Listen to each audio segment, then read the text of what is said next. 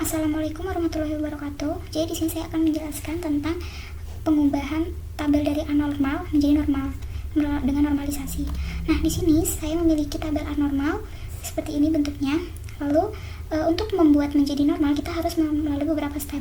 Nah, yang pertama itu ada first normal form, tahap pertama. Nah, jadi first normal form itu terpenuhi jika tidak ada atribut yang bernilai banyak, komposit, kombinasi, atau nul di dalam data yang sama. Nah, bisa kita lihat di dalam first normal form ini kita akan membuat tabelnya menjadi normal.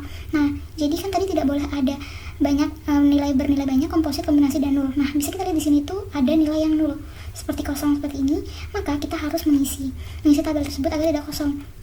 Nah, jadi ini kan maksudnya dikosongin karena sama, namun karena di tabel normal itu tidak boleh ada yang nol, hasilnya datanya nol, jadi kita harus mengisinya. Maka tabel yang dihasilkan akan menjadi seperti ini. Nah, untuk proses yang pertama ini, jika dirasa sudah tidak ada atribut yang bernilai banyak, komposit, kombinasi, dan nol, maka kita bisa lanjut ke second normal form. Nah, di sini sudah bisa kita lihat tidak ada nilai nol, tidak ada yang bernilai banyak, komposit maupun kombinasi. Nah, kita bisa next ke second normal form. Nah, second normal form itu terpenuhi jika first normal form sudah terpenuhi dan atribut yang bukan key harus bergantung pada atribut key. Nah, apa yang dimaksud dari atribut yang bukan key itu harus bergantung dengan atribut key? Nah, jadi kan di sini datanya itu masih menjadi satu. Nah, jadi di sini key sendiri itu merupakan data yang unik yang tidak mungkin akan ada yang mengembarinya. Nah, di sini yang menjadi key itu ada NIM, ada kode MK, ada kode dosen, seperti itu. Nah, jadi tidak mungkin ada yang mengembari di datanya. Oke, nah, jadi untuk menentukan yang bergantung atribut mana saja, kita itu bisa dengan menentukan functional dependency namanya. Nah, jadi untuk functional dependency yang pertama itu, kita taruh NIM itu sebagai key yang pertama tadi. Nah, kira-kira atribut apa sih yang tergantung kepada NIM? Di sini kita akan menemukan ada nama mahasiswa, alamat mahasiswa, dan juga ada jenis kelamin. Nah, jadi contohnya seperti ini. NIM 13011400017 itu kita akan langsung menemukan bahwa NIM yang dimiliki NIM itu tersebut memiliki nama Tiara dan juga memiliki alamat di Jalan Sejahtera dan jenis kelamin perempuan. Seperti itu. Nah, jadi misal di sini Ziva itu juga memiliki NIM yang berbeda dari Tiara. Jadi bisa dipastikan bahwa nama mahasiswa, alamat mahasiswa, dan juga jenis kelamin itu bergantung kepada NIM. Oke, kita lanjut ke functional dependency 2. Itu ada kode MK. Nah, jadi kode MK itu atribut mana sih yang bergantung ke kode MK? Nah, jadi kita tuh bisa menemukan ada nama mata kuliah, ada SKS, ada semester, ada kode dosen, ada nama dosen, dan alamat dosen. Contohnya, di sini saya akan membuktikan bahwa di sini ada ISH 1E3 itu adalah Alpro. Alpro itu memiliki SKS 4, semesternya itu semester 2. Lalu Alpro ini diampu oleh dosen, kode dosen ANG, di mana nama dosennya adalah Anang dan alamatnya di Bandung. Jadi bisa kita pastikan bahwa Alpro dengan kode MK ini itu memiliki data seperti yang ada di tabel. Jadi misal di sini ISH 2D4 itu jaringan komputer, dan maka akan berbeda nama mata kuliah satu dengan lainnya kodenya. Seperti itu. Oke, lanjut ke functional dependency 3, itu ada kode dosen. Nah, jadi kode dosen itu atribut mana sih yang tergantung kode dosen? Kita bisa langsung menemukan bahwa ada nama dosen dan alamat dosen. Jadi misal di sini kode dosen ANG itu bisa langsung kita temukan nama dosennya adalah Anang dan alamatnya itu di Bandung. Nah, kenapa kok nama MK ini dia nggak bergantung ke dosen? Misalnya di sini ada ANG, itu dia dosennya mengajar Alpro, namun dosen Anang itu juga mengajar sistem basis data, jadi tidak tergantung seperti itu. Nah, jadi di antara tabel ini ada satu kolom yang belum kita sebutkan, yaitu adalah NSM. Berarti gimana sih caranya NSM itu didapatkan atau NSM itu tergantung dengan apa gitu? Nah, jadi ada di functional dependency 4, untuk mendapatkan NSM itu ada NIM dan kode MK. Kenapa kok 2? Soalnya kalau hanya NIM saja atau kode MK saja, kita tidak akan menemukan NSM. Misal di sini NIM dengan NIM seperti ini yang di belakangnya 0017, itu tidak. Misal NSM-nya itu B.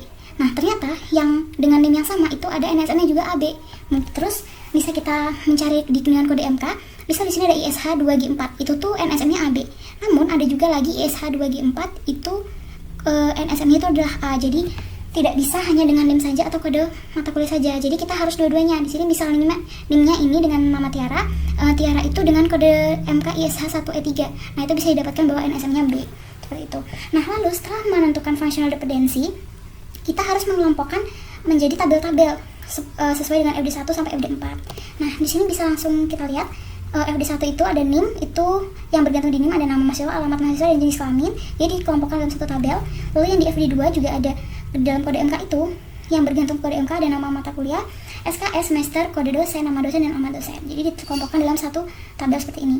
Lalu yang ketiga ada kode dosen itu yang bergantung ada nama dosen dan alamat dosen. Nah, di sini juga ditabelkan menjadi satu. Lalu ada FD4, itu ada NIM, kode MK, itu akan menemukan NSM, maka akan dijadikan satu juga.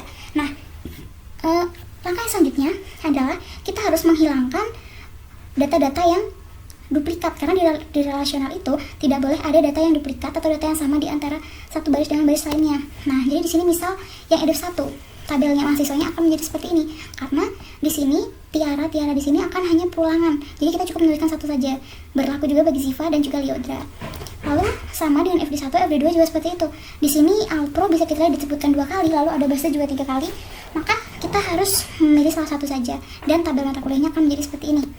Oke, yang selanjutnya ada FD3 itu ada tabel seperti ini. Nah, di sini dosen Amang itu disebutkan beberapa kali.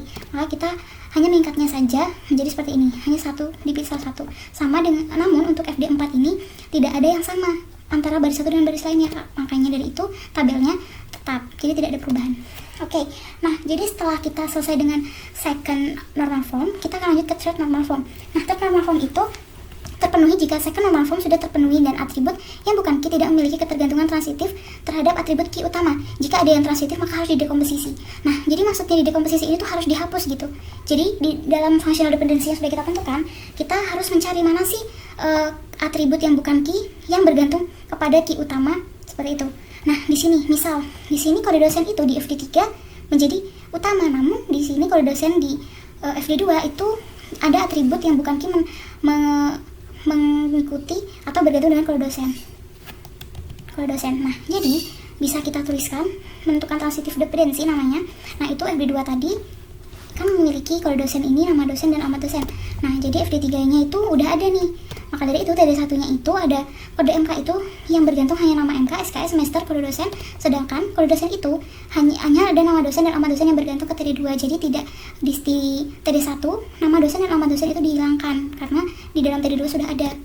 Nah, jadi dari tabel yang awalnya seperti ini, maka tabel mata kuliah akan menjadi seperti ini. Nama dosen dan alamat dosennya didekomposisi atau dihilangkan karena nama dosen dan alamat dosen itu bergantung pada kode dosen yang sudah ada di tabel ini. Seperti itu. Nah, jadi ini adalah hasil akhir dari normalisasi tabel anormal sebelumnya. Jadi normalisasi itu batas minimalnya adalah 3 kali untuk maksudnya 3 normal form. Jika sudah mencakup 3 normal form dan sudah tidak ada anomali tabel yang ada di tabel itu, maka kita bisa menyudahinya. Nah, jadi hasil akhirnya adalah tabel mahasiswa seperti ini, tabel mata kuliah seperti ini, tabel dosen itu adalah seperti ini, dan tabel NSM adalah seperti ini. Sekian penjelasan dari saya. Terima kasih. Di sini saya akan membuat diagram IRD dari tabel normalisasi yang sudah saya buat tadi. Nah, di sini nanti ada 4 entitas. Yang pertama ada mahasiswa, ada mata kuliah, lalu ada dosen, dan yang terakhir ada NSM. Namun NSM nanti akan menyambung dengan mahasiswa dan mata kuliah. Karena di sini bisa dilihat di sini ada kode MK di mana itu adalah key dari tabel mata kuliah dari NSM dan itu adalah key dari tabel mahasiswa. Langsung saja, di sini saya telah membuat entitas dengan atributnya, yaitu ada mahasiswa, mata kuliah, dosen, dan nanti ada NSM. Nah, lalu di sini langsung saja kita lihat di sini atribut mahasiswa itu ada NIM, nama mahasiswa, alamat mahasiswa, dan jenis kelamin.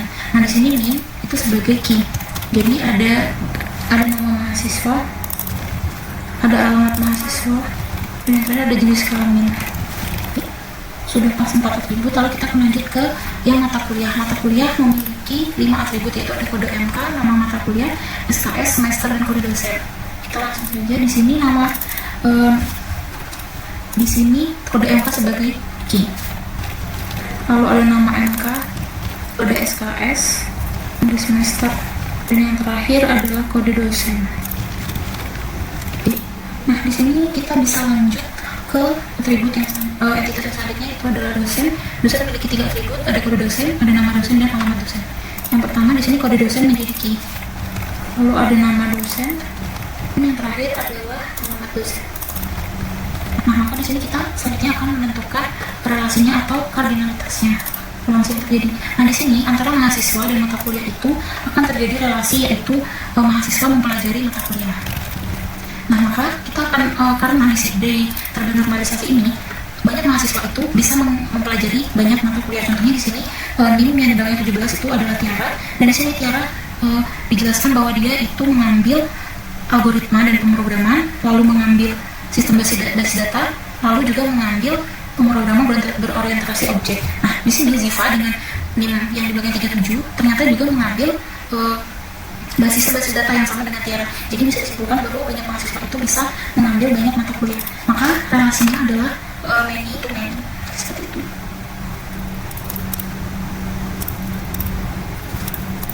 Oke, selanjutnya itu adalah relasi antara mata kuliah dan dosen. Nah, di sini mata kuliah dan dosen itu memiliki relationship berupa mata kuliah diajar oleh dosen, seperti itu. Jadi di sini bisa kita tulis relationship-nya itu mengajari. Nah, di sini relationship yang terjadi itu adalah one to many. Kenapa? Karena bisa dilihat di sini. Jadi banyak dosen itu bisa mempelajari, satu dosen itu bisa mempelajari beberapa mata kuliah, berarti banyak mata kuliah. Contohnya di sini dosen 6, dosen tersebut mempelajari algoritma dan pemrograman dan juga mempelajari sistem berbasis data. Namun banyak mata kuliah itu tidak hanya diajar oleh satu dosen, seperti itu. Bisa kita lihat di sini, Alpro itu diajar oleh dosen 6, sistem basis data juga dengan dosen 6, lalu pemrograman berorientasi objek itu dengan Judika, dan jaringan komputer itu dengan Maya. Jadi bisa dilihat bahwa satu mata kuliah itu diajar oleh satu dosen, namun satu dosen bisa mempelajari bisa mengajari banyak mata kuliah. Jadi relationship-nya adalah one to many. Oke, yang terakhir adalah tadi ada tabel MSN. Nah, di sini seperti yang bisa dijelaskan di awal, MSN itu didapatkan dari NIM dan kode MK, di mana NIM itu merupakan key dari mahasiswa dan juga kode MK itu merupakan key dari tabel MK. Maka kita bisa menuliskan di sini nanti si MSN-nya. Nah, jadi di sini kita bisa menambahkan atribut ada NIM, lalu ada kode MK. Nah, lalu di sini akan ada MSN. Dan selesai untuk diagram IRD yang telah saya buat ini.